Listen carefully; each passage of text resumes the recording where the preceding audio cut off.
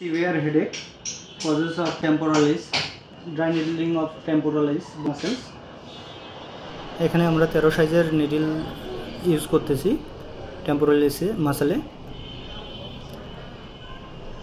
টেম্পোরালিস মাসলের কারণে severe headache হচ্ছিল এবং কোনোভাবেই ওনার মাথা ব্যথা কমতেছিল না, যার কারণে আমরা ড্রাই নিডলিংয়ের মোটামুটি 2টা সেশনে উনি সম্পূর্ণ সুস্থ হয়ে গেছে।